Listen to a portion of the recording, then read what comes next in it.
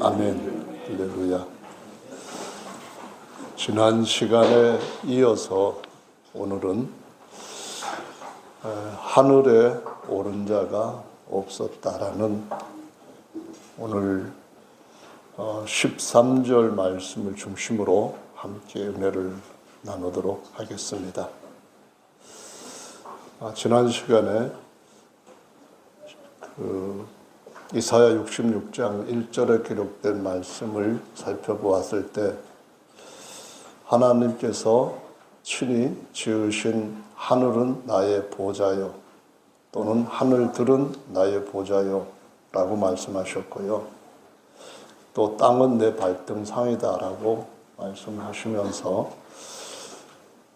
모든 것들을 다 하나님께서 지으셨는데 나의 안식할 처소가 어디 있느냐, 이 말씀에서 하나님께서 안식할 처소에 대한 말씀을 중심으로 살펴보았습니다. 그런데 하늘들은 나의 보좌요 라고 하신 말씀은 하나님은 어디에나 다 계시는 분이시고 그분이 많은 주변의 어떤 존재들, 아들이나 또는 피조물들 앞에서 자신을 나타내실 때 하늘들은 나의 보좌라고 하는 말씀에서는 어디에서나 자신을 나타내신다라는 의미입니다. 그러니까 하나님은 그분의 하늘에서도 자신을 나타내시고 천사들을 지으시고 천사들이 모여있는 자리에서도 그분이 자신이 계심과 자신이 왕으로서 다스리는 자리에 앉아 계심을 나타내시고 뿐만 아니라 우리 인생들이 살고 있는 바로 우리가 땅에 발을 붙이고 사는 여기 어디에서도 하나님은 우리 앞에 자신을 나타내시고 그런 하늘에 어디에나 자신을 보여주시는 임재하시고 다스리시는 분, 그런 의미를 가지고 하늘들은 나의 보좌요 라고 말씀을 하십니다. 반면에 땅은 내 발등상이다 라고 하실 때는 그분의 지배를 가리키는 것입니다. 왕으로서 모든 것들을 그분 발 아래다 두고 그분께서 원하시는 대로 다스리시는 것을 의미하는 것입니다. 하나님은 자신의 이름 앞에 모든 무릎이 꿇게 하신다고 말씀을 하셨고요. 모든 입들이 그분 앞에 나의 주님이십니다 라고 맹약하도록 하신다라고 말씀을 하셨습니다. 그래서 오늘은 그런 말씀을 이렇게 그 바탕으로 깔고 예수께서 말씀하신 13절 말씀에 함께 주목을 하려고 하는 겁니다. 하늘에서 내려온 자, 곧 인자 외에는 하늘에 올라간 자가 없느니라 라고 말씀을 하셨습니다. 특히 12절에서는 내가 땅의 일을 말하여도 너희가 믿지 아니하거든 하물며 하늘 일을 말하면 어떻게 믿겠느냐라는 말씀도 하셨어요. 하늘 일이 무엇인가요? 하늘 일에 대해서 어떤 이들은 이런 말을 합니다. 태양이 있고 수금지와 목토, 천해명 이런 별들이 있고 그런 별들이 어떻게 운행을 하고 또 그런 별들에 대해서 어떤 의미를 부여해서 세상의 많은 사람들은 신처럼 받드는 일을 해왔습니다. 이스라엘 백성들도 광야를 가는 동안에 하늘에 있는 여러 가지 별들을 숭배했다라고 사도행전 7장에 말씀하시고 있습니다. 하나님을 숭배해야 되는데 하나님의 만드신 것들이 너무나 놀라운 존재이다 보니까 보이는 그 존재들에게 위압당하여서 그것들을 신처럼 숭배를 했다라고 말을 하는 거죠. 예수께서 내가 하늘의 이 일을 말하면 어떻게 너희가 믿겠느냐라는 말씀을 하실 때 그런 하늘의 일을 말씀하시는 것은 아니겠죠. 정녕 아니겠죠. 그럼 어떤 하늘에 대해서 말씀하시는 걸까요? 태양계에 있는 그런 하늘들을 보시는 것이 아니라면 또 어떤 하늘이 있을까요? 이사야 말씀에 보시면은 66장 말고 앞으로 쭉 당겨서 6장에 보면은 하나님께서 높이 들린 보좌에 앉아 계시는 것을 이사야가 환상으로 봤답니다. 그 하나님 옆에 온갖 엄청나게 놀라운 무리들이 있었을 거예요. 그런데 가장 가까이서 그 하나님을 섬기는 무리들을 보았더니 스랍이라고 아주 번쩍거리는 그러한 모습을 갖고 있는 뛰어난 천사들이 그 하나님을 찬양하고 그분 앞에 온갖 영광을 돌리는 그런 환상을 봤다는 겁니다. 그러면은 스랍들, 천사들이 있는 그 하늘에 대한 것을 얘기할까요? 역시 그런 하늘에 대한 것들은 이사야도 이미 많은 사람들한테 자기가 본 것을 얘기했고 그 이전에도 하늘에서 이런저런 일이 있었다는 것을 하나님이 친히 말씀하신 것을 성경은 기록하고 있습니다. 예를 들어서 욥기 38장 7절 말씀에 보면은 하나님께서 하늘을 지으시고 땅에 기초를 놓으실 때에 그때에 많은 새벽별들과 하나님의 아들들이 하나님을 찬양했다. 소리질러 하나님 앞에 영광을 돌렸다라는 말씀을 하나님께서 친히 증거하셨다고 기록을 하고 있습니다. 그렇다면은 그런 하늘에 대한 것도 지금 말씀하시려고 하는 것이 아님을 알아야 됩니다. 그러면 어떤 하늘일까요? 주님이 13절에 하시는 말씀을 보니까 하늘에서 내려온 자, 그분 외에는 하늘에 올라간 자가 없다는 겁니다. 그분이 누군데? 도대체 당신이 말하는 하늘에서 내려온 자가 누구냐? 이런 의문이 들 때 주님께서 말씀하시기를 인자인 나 외에는 하늘에 올라간 자가 없느니라 라고 말씀을 하시고 있습니다. 그러면은 그 예수께서 오르셨던 하늘, 그 예수께서 내려오시기 전에 계셨던 하늘, 그 하늘은 어떤 하늘일까요? 그 하늘은 우리와 어떤 관계를 갖고 있을까요? 우리가 그 하늘과 지금 살고 있는 이 현세 삶을 어떻게 연결을 할 수가 있을까요? 이것은 예수님을 믿는 모든 사람들한테는 너무나도 중요한 것입니다. 이것을 바로 알면은 그분이 돌아가셨다 할 때 죽으신 그런 의미 말고 이전에 계셨다고 하신, 내려오시기 전에 계셨다고 하는 그것으로 돌아가실 때 우리도 그것으로 돌아갈 수 있지만은 목적지를 알지 못하면은 가는 길도 알지 못하면은 그분 가신 곳으로 간다라고 믿고 있었다 할지라도 철석같이 믿고 있었다 할지라도 못 갈 수 있다고 하는 말씀을 성경에서는 수도 없이 강조하고 경고하는 것을 볼 수가 있어요. 그렇기 때문에 우리가 어떻게 해야 됩니까? 요한복음 14장에서는 그분이 본래 있던 곳으로 그 하늘로 돌아가실 때가 가까이 되었다고 말씀을 하시면서 너희가 나를 믿으면은 아버지를 믿어라.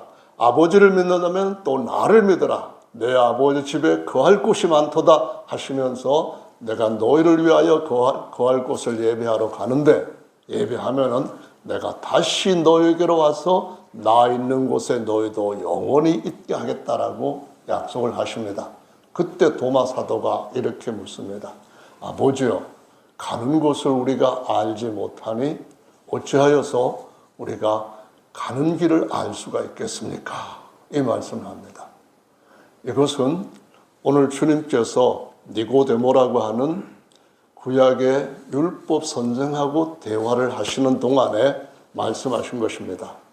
대화를 그냥 일상에 잊어버려도 괜찮은 대화를 하신 것이 아니라 가장 중요한 대화, 그 주제는 누구든지 이렇게 하지 않으면은 하나님 나라를 볼 수조차 없다고 말씀하시면서 진실로를 6번이나 강조하신 너무나도 중요한 대화를 하신 때에 하신 말씀입니다.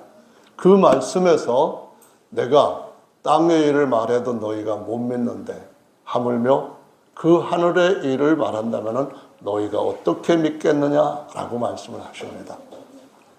제가 며칠 전에 집에서 자기 전에 잠깐 동영상을 봤습니다. 다 보지는 못했어요. 45분 정도 길이로 되어 있는 강의였는데 그분이 누가복음 16장 말씀에 부자와 나사로에 대한 얘기를 하면서 오늘날 너무나도 많은 거짓된 천국, 거짓된 지옥에 대한 간증이 넘치고 있다. 그렇게 시작을 하더라고요. 그래서 조금 봤더니 이런 말을 합니다. 우리가 상식적으로 예수님을 알고 믿고 있는 바에 의하면은 사람이 믿고 아브라함 때, 아담 때로부터 쭉 진실하게 하나님을 따라 신앙생활을 한 사람들은 죽으면 천국에 가게 되는데 많은 사람들은 성경에 기록되어 있는 하늘나라, 천국과 그리고 지옥에 대해서 거짓된 간증들을 많이 하고 있기 때문에 잘못된 천국, 잘못된 지옥들을 설명하고 있다. 이렇게 이야기를 쭉 풀어가고 있었습니다. 과연 그분이 강의한 말씀을 여러분들은 지금 저를 통해서 들으셨을 때 어떤 생각을 갖게 되셨나요? 지금까지 아담으로부터 수많은 사람들이 진실하게 믿고 하늘나라로 갔는데 그런데 주님은 말씀하시기를 이때까지 주님이 이 땅에 오시고 제자들과 또 니고데모라고 하는 선생과 같이 대화를 할 때 분명하게 말씀하신 것은 하늘에서 내려온 인자 외에는 하늘에 올라간 자가 없다라고 말씀을 하시고 있다는 겁니다. 2000년 전에 대화하셨던 그 기록은 지금도 번역하거나 다시 인쇄를 할 때에 이건 잘못되었다라고 바꿔놓은 적이 없이 계속되어서 이 말씀은 뭔가 우리가 알아야 될 하늘에 대한 것들을 이해를 바로 해야 우리의 갈 본향을 알게 되고 그 본향을 알아야 어떻게 갈 것인지 길도 알게 될 것이라고 말씀하시고 있습니다. 우리 인생은 아무렇게나 길 좋은 대로 차가 안 밀리면은 가는 길이 편하면은 그냥 쭉 가다가 어느 날 우리 인생 마치고 보니까 하늘에 왔네. 그렇게 되는 인생이 아니란 사실은 모든 분들이 인정하는 것입니다. 왜냐하면은 여러분 명절에 차들 많이 밀릴 때 이쪽 길로 가면은 1시간에 불과 몇 킬로밖에 못 가고 계속해서 허리 아프고 온 사방이 그냥 지글지글 하는데 저쪽 길은 뻥 뚫렸어요. 그럼 어떻게 합니까? 아직 편한 길로 가자며 하면서 유턴 딱 해가지고 그 길 잡아 타고 달립니까? 아니지 않습니까? 목적지가 어디냐에 따라서 우리가 가는 길은 달라지게 돼 있습니다. 그냥 내비게이션 켜가지고 아무 데나 가는 상태에서 끝나면은 목적지에 이르는 것이 아니듯이 우리들도 가야 할 본향이 어디인지를 알고 가야 되는데 그것이 땅에 있는 땅나라가 아니라 하늘에 있는 하늘나라라고 한다면은 그 하늘이 어떤 하늘인지를 알고 그 하늘을 향해서 가는 길을 바로 찾아야만 되는 것이고 이 길에 대해서 예수님 말씀하시기를 마태복음 7장 그분의 공생애를 시작하면서 가르친 말씀에서 결말을 지으실 때에 하늘나라 가는 그 길은 좁고 협착하기 때문에 찾는 사람도 적고 그 좁고 협착한 길을 가는 것이 불편하기 때문에 끝까지 가는 사람도 적다라고 말씀을 하시고 있고 이 말씀도 여전히 지금도 바뀌지 않고 설교자들마다 다 그런 말을 한단 말이에요. 그렇다면은 많은 사람들이 가서 북적거리는 그곳에서 이 사람들이 가니까 당연히 맞겠지. 목적지도 맞을 것이고 길도 맞을 것이다.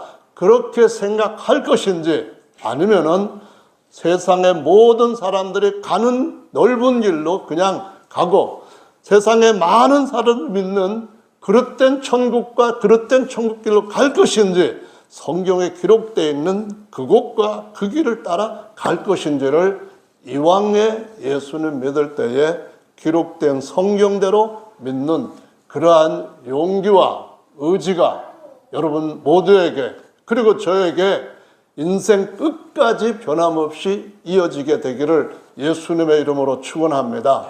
할렐루야. 히브리서 11장의 말씀에 보면은 그런 말씀이 있다는 거예요.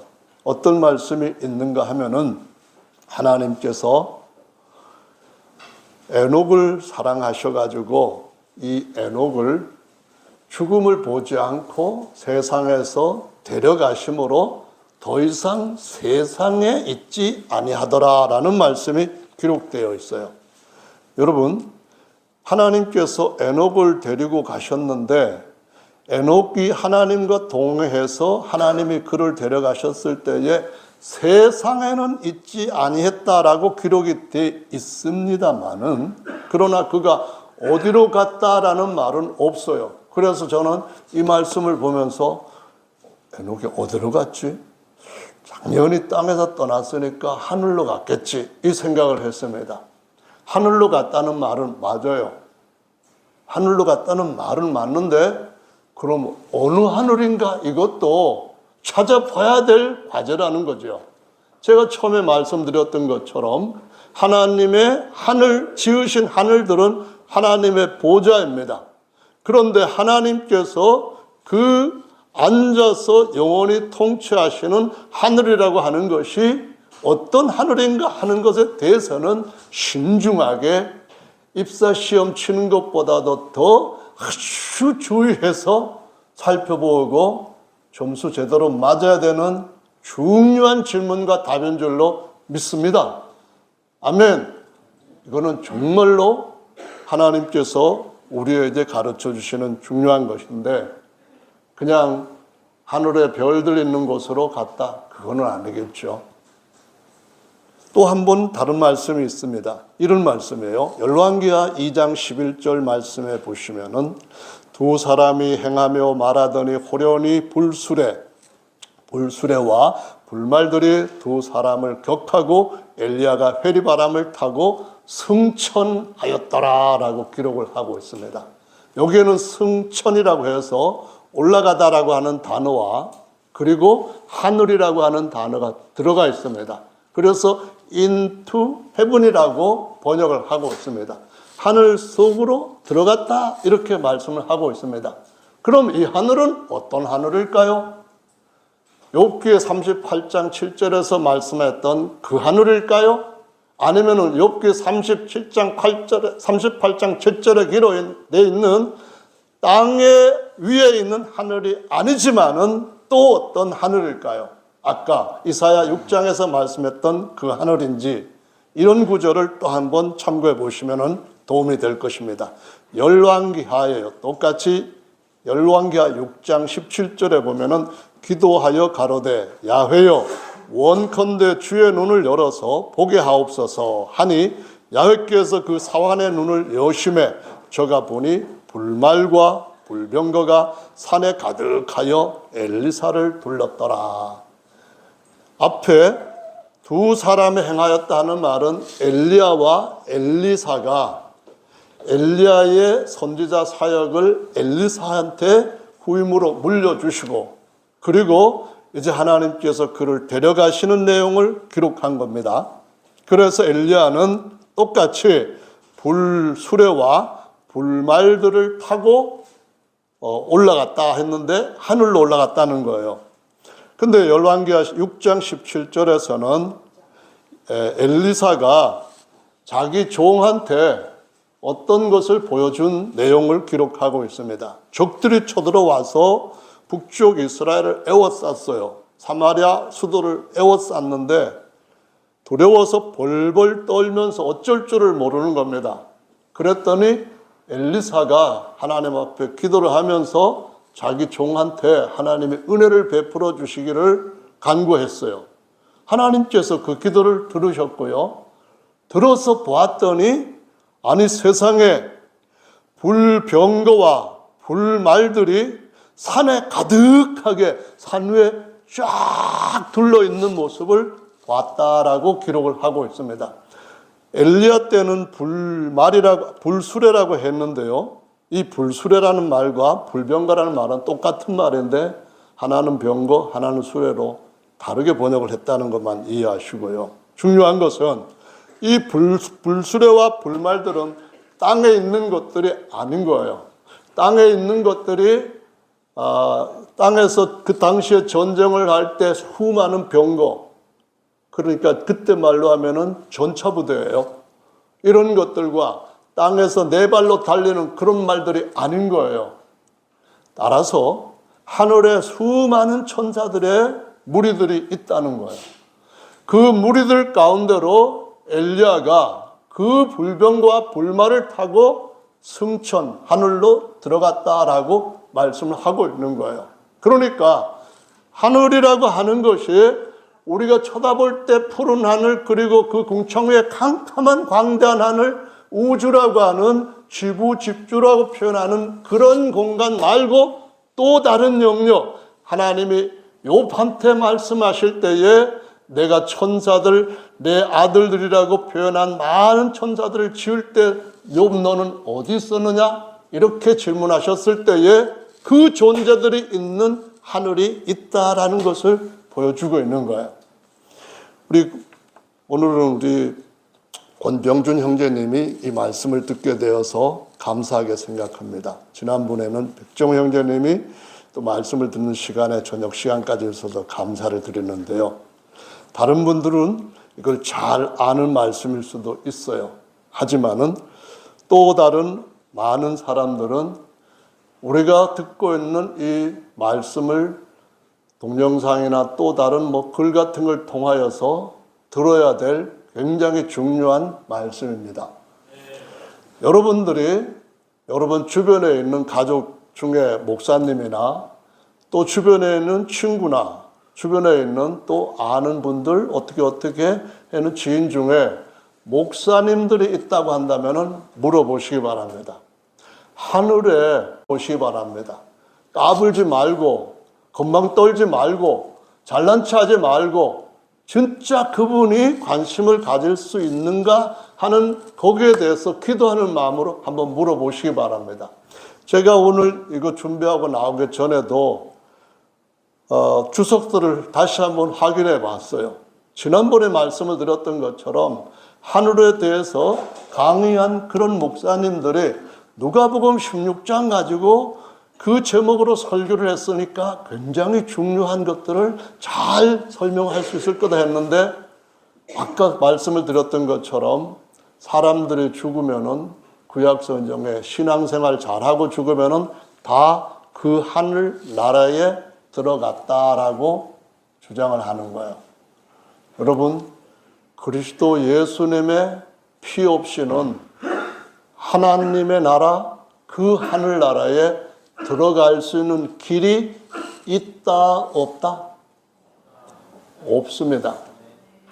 누구든지 예수님께서 대신해서 피 흘려주시는 은혜를 받지 아니하면은 죄와 사망에서 나올 수조차 없어요. 믿습니까?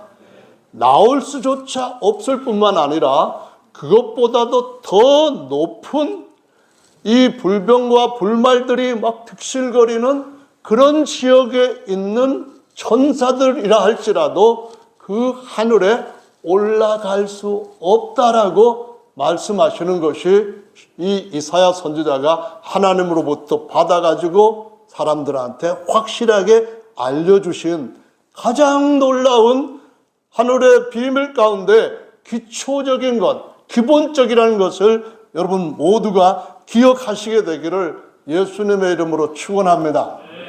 그만큼 예수님의 이름으로 그 피로 말미암아 우리가 주님 그 계신 곳으로 나아가는 말씀 안의 길이 무엇인가를 찾는 것이 어렵고 그 찾으셨다면 이것이야말로 얼마나 중요한 것인가 하는 것을 새삼 느끼시게 될 거예요.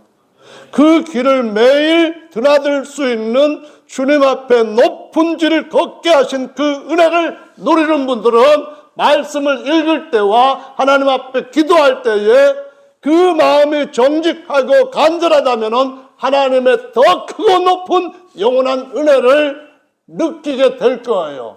마음속에 그것이 뜨겁게 움직이는 것을 감동으로 받아들일 수 있게 될 거예요. 한번 이사야 14장 12절 말씀을 보시면은 너 아침의 아들 계명성이여 라고 말씀을 합니다. 이 말씀은 욥이 까불면서 하나님 앞에 제대로 자기가 의로운데 하나님처럼 의로운 것 같은 생각을 했을 때에 네가 진짜 천사들보다도 의롭냐? 그렇지 않다면 내가 너한테 하는 일이 불의하다고 네가 갖고 있는 판단 기준 가지고 그렇게 하면 안 되는 거 아니냐? 이 말씀을 하시면서 내가 천지 창조할 때에 인간 창조할 때보다 먼저 내가 수많은 전지한 그분의 지식을 따라 전능한 그분의 능력을 따라 수많은 천사들을 만들었는데 그 천사들 중에 누가 있는가 하면은 7절에 기록된 말씀을 따라 말씀을 드리면은 새벽 별들이라고 표현합니다. The Morning Star라고 말씀하고 있어요. 이걸 우리말로 하면은 계명성이라고 합니다. 하나님의 아들들 할 때 all the sons of God라고 표현을 합니다. 하나님의 모든 아들들이 거기에서 어떻게 했다고요? 한둘이 아니라 수많은 자들이 하나님께서 천지 창조하실 때에 굉장히 놀라가지고 어마어마한 하나님의 능력에 대해서 직접 그런 창조 작업 속에서 목격하게 되니까 다들 그냥 놀라가지고 어쩔 줄 없어 몰랐다 그런 얘기입니다. 찬양할 수밖에 없었다 그런 말입니다. 하나님께서 우리 앞에서 누군가에게 조그마한 기적을 행할 때 38년 동안 기적을 걷지도 못했던 사람이 팔팔 뛰게 하는 일을 볼 때 우리는 거기서 전율을 느낄 겁니다. 하지만 그 광대한 하늘과 그 엄청나게 많은 별들을 하나님이 지으시고 그와 같은 일 가운데서 어마한 번쩍거림과 그 큰 우레들을 터뜨릴 때에 하나님 앞에 쪼그라들지 않을 인생이 어디 있겠습니까? 아무리 의롭다 할지라도 나는 벌레같이 부족한 인생이고 하나님이 긍휼히 여기시는 은혜만을 바랄 뿐입니다 라고 욥처럼 무릎 꿇지 않겠습니까? 죄 가운데 앉아서 그분의 사랑과 그분의 제한 없는 은혜 베풀어 주심에 대해서 무한 감사하지 않겠습니까? 저와 여러분들의 하나님 앞에 예배드리는 목적은 거기에 있는 줄로 믿으시기 바랍니다.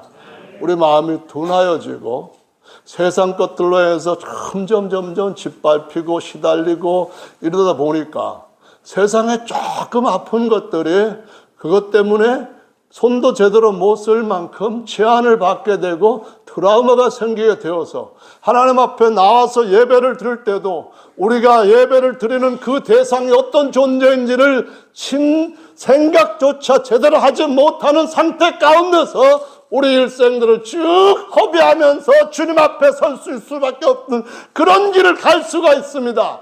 하지만은 하나님으로부터 뭔가 한번 부닥침이 있고 그분께서 뭔가 만져주시는 그 대단한 손길을 딱 느끼게 될 때 우리의 삶이 어떻게 달라지는가 하는 것은 평범한 성경에 기록된 인생들의 삶이 얼마나 놀랍게 바뀌는 것 같은 똑같은 역사가 우리 삶 가운데서도 우리 각자 속에서도 반복될 줄로 믿으시기 바랍니다.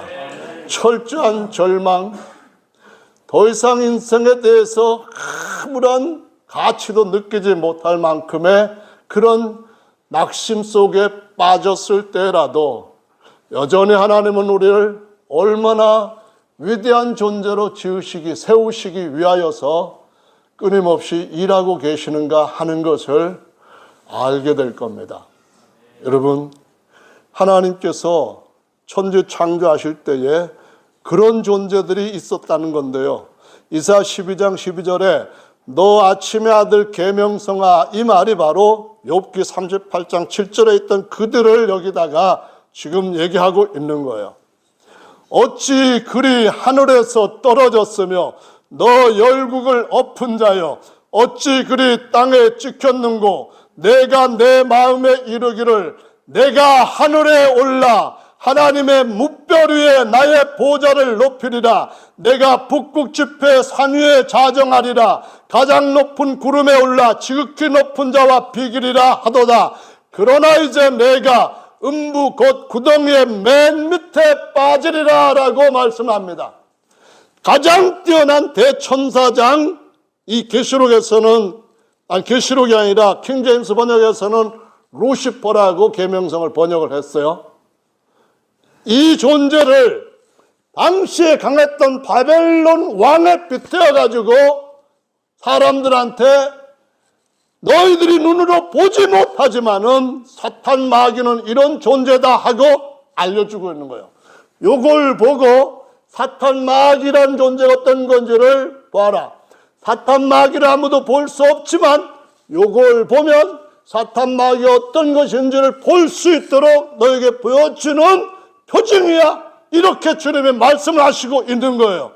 그래서 뭐라고 말하는가 하면은 그 사탄 마귀가 마치 바벨론 왕처럼 어떻게 했는가 하면은 내가 하늘에 올라 이렇게 말합니다.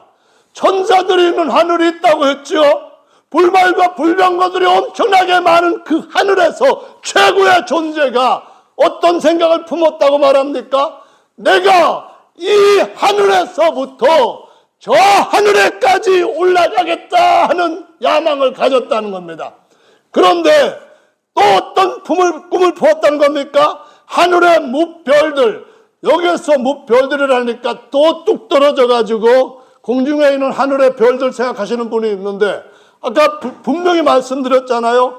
하나님의 아들들을 별들이라 한 거예요. 천사들을 별들이라 한 거예요. 천사들 중에 가장 빛나는 별을 새벽별이라고 한 거예요. 그런데 이런 것들은 지어진 별들이고 하나님은 지은 별이 아니라 하나님이 낳으신 별로 영원히 하늘의 태양보다도 밝게 빛나는 그분의 형상으로 세우시고자 이 비유의 말씀을 바벨론에 빗대가지고 하고 있는 줄로 아시기 바랍니다.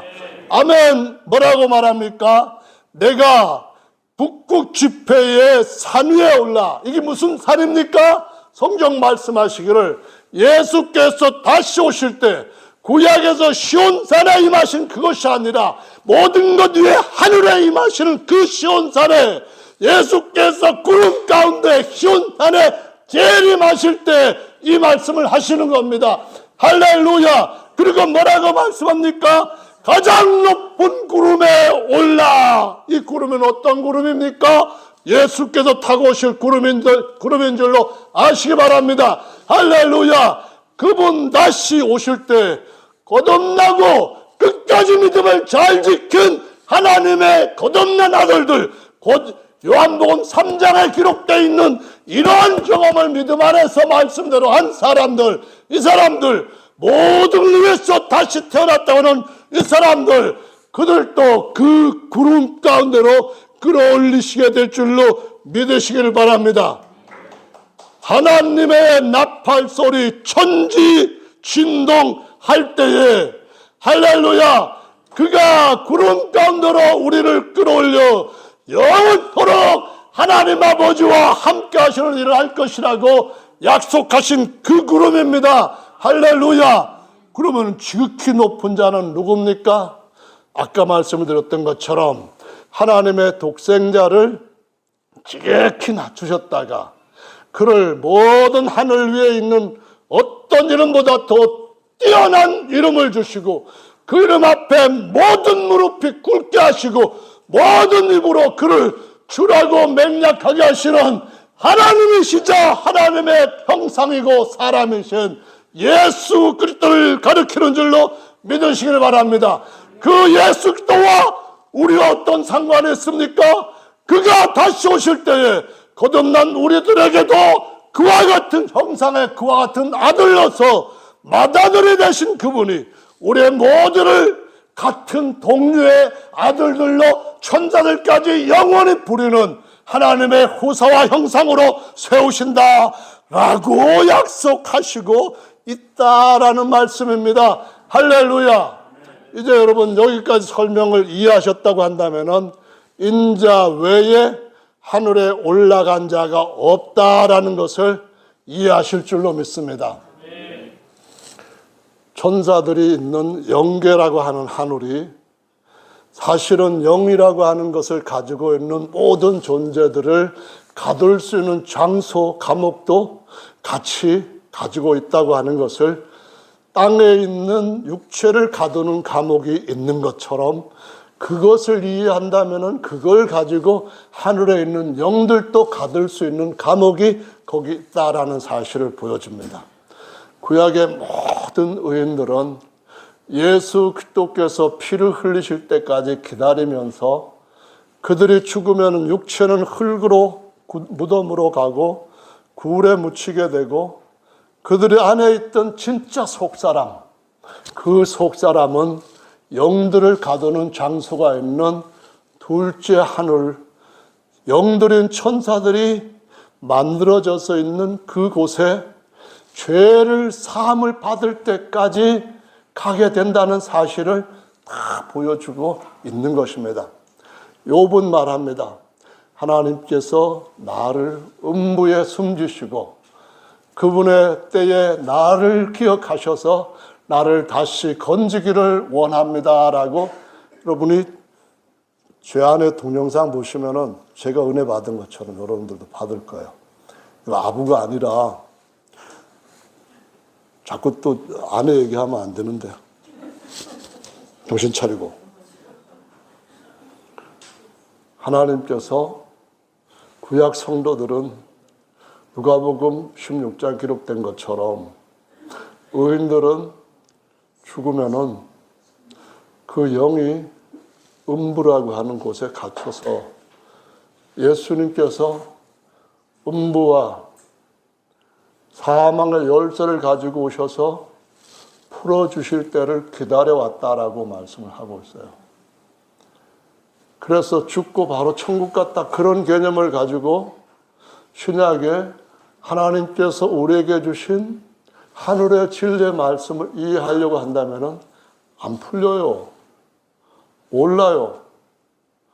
그 하늘에 대해서는 그냥 설명하는 것이, 하늘은 첫 번째로는 우주에 그런 큰 하늘이 있고 두 번째로는 하나님과 천사들이 있는 하늘이 있다, 이렇게밖에는 생각을 못해요.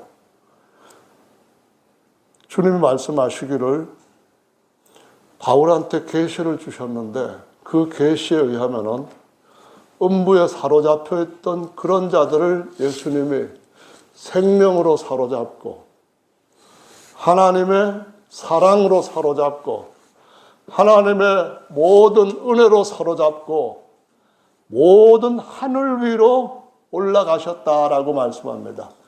내리셨던 그분이 다시 있던 그곳으로 올라가셨다라고 말씀하십니다. 예수님께서 요한복음 6장에서 이런 말씀을 하십니다. 6장 62절, 그러면 너희가 인자의 이전 있던 곳으로 올라가는 것을 볼 것 같으면 어찌하려느냐. 사람이신데도 불구하고 그분께서 모든 사로잡힌 자들, 그러니까 죄와 사망에 잡혀서 음부에 갇혀있던 자들을 말하는 거예요. 대신 피를 흘리셨으니까 그분께서 마치 애굽에서 이스라엘 백성들 400년 만에 끌어내 주시는 은혜를 보여주셨던 것처럼 예수님이 오시기까지 아담으로부터 예수님이 구속하시는 그 긴 기간 4000년 동안 죄와 사망에 사로잡혀서 의인이라 할지라도 음부에 갇혀 주님께서 오실 때만을 간절히 기다리는 그들에게 찾아가셔서 그들을 다시 자유케 하시고 애굽에서 끌어내신 것보다 더 놀라운 해방을 주시고 가나안 땅에 들어간 것보다도 비교도 안 되는 천사들이 천사장이라 할지라도 올라가고자 했지만은 더 밑에 천사들, 타락한 자들을 처박아 넣으시는 무저갱, 그뿐만 아니라 그 음부나 무저갱까지도 영원히 다 폐기해 버릴 불못을 예비한 거기에 떨어지게 하셨다라고 말씀을 하시고 있습니다. 천사들 얼마나 많은 존재들이 있는지 모르지만 그 어떤 존재들뿐만 아니라 모든 존재들, 그들 모두보다도 하나님의 아들로 거듭난 하나님의 아들 하나하나는 훨씬 더 존귀하고 영광스러운 존재인 줄로 믿으시기를 바랍니다. 하나님이 저와 여러분을 그 놀라운 약속으로 부르셨어요. 우리가 한글 하면은 세계적으로 유명한 특별한 글씨, 특별히 이제는 컴퓨터로 모든 정보들을 빨리 처리를 해야 되는 언어가 필요한 시대에 한글이야말로 진짜 인류의 최고 유산이다 이렇게 하는 그 한글이 하늘, 사람, 땅 이렇게 세 가지 철학을 가지고 세종대왕이 글자를 만드셨다 그걸 얘기를 합니다. 하늘 천자 보면은 사실은 그 안에 사람인자가 먼저 들어가 있습니다. 사람인자 보면은 먼저 하나님이 아담을 만드시고 거기에다가 갈빗뼈를 뽑으셔가지고 그의 돕는 자 배필인 하와를 만드셨을 때 사람이라고 부르게 했다라고 말씀합니다. 사람인자가 얼마나 대단하길래 세종대왕이 한글에다가 그 철학을 도입해가지고 만드셨냐 이거예요.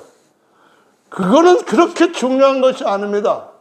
언젠가는 그런 언어도 우리한테는 허접한 언어 수단이 될 겁니다. 하나님께서 우리에게 하나님 자신이 아시는 것처럼 우리들도 주와 같이 온전히 알게 하는 때가 올 줄로 믿으시기 바랍니다. 그러나 그 전에 살아가는 동안에 생각하십시오. 사람인 여기에다가 위에 하늘자 하나 붙이면은 첫 번째 하늘이 만들어집니다. 두 번째로 또 하나 하늘자를 붙이면은 하늘 천자가 만들어져서 하나님이 지으신 하나님의 보좌라고 하는 하늘들이 만들어집니다. 그 외에 동그라미도 아니고 네모도 아니고 어떤 것도 제한할 수 없는 영역인 하나님이 계시기 때문에 비로소 거기에 따라서 개념으로 우리가 알게 해주는 셋째 하늘에 있습니다. 하나님이 지으신 모든 것들을 발아래 두는 만유 위에 세우시는 교회가 들어갈 가장 높은 하늘에 있는 줄로 믿으시기 바랍니다.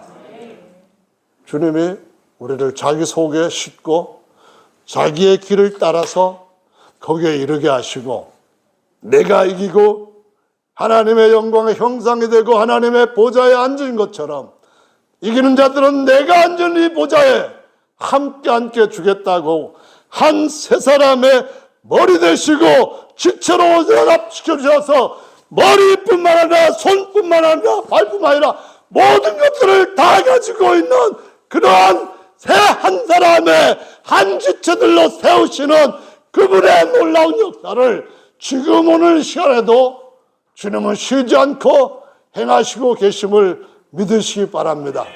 흥분되지 않습니까? 소리 질러서 주님 앞에 진짜 천사들이 천지 창조할 때 거기에서 소리 질러 그렇게 그 감동을 표현할 만큼 그것보다도 비교 안 되는 놀라운 역사들을 영의 눈을 떠서 여러분 볼 수 있지 않으십니까? 이것은 상상이 아니고 지어낸 얘기가 아니라 어느 날 모든 만유 가운데 나타날 진행형에 있는 현재 일인 줄로 믿으시기 바랍니다. 2025년은 광야를 통과했던 세대가 여호수아와 함께 약속의 땅을 접수하는 그러한 세대가 되는 우리 교회가 되기를 원합니다. 우리 앞에 지금까지는 광야길을 쭉 걸으면서 주님께서 우리를 어떻게 인도하시든 간에 모세 세대와 같이 원망하고 불평하고 더더구나 안 되겠다고 하는 소리 들었을 때에 밤새도록 소리 질러가지고 원망했던 그런 힘은 어디서 나왔는지, 새로운 여호수아 세대는 처음 여리고성을 정복할 때에도 잠잠하고 내가 너희 앞에서 행하는 것을 보라 하고 마지막에 소리 질러라 했던 것처럼 주님께서 우리 앞에 새로운 일을 계속 행하시는 여호수아 접수의 세대로 나가는 꿈을 이루는 시작 발걸음이 되기를 예수님의 이름으로 축원합니다. 다 같이 그걸 위하여 하나님이 행하시는 것을 보기 위해 기도하십시다. 내게 구하면은 내가 시행하리라. 무엇이든지 내가 시행할 때에 그 시행하는 것을 막을 자가 없으리라. 이 말씀은 주와 여러분 앞에서 우리의 영혼육 본사에 주님이 일하시는 것으로 증명될 줄로 믿습니다. 할렐루야. 다 같이 믿음으로 기도하십시다.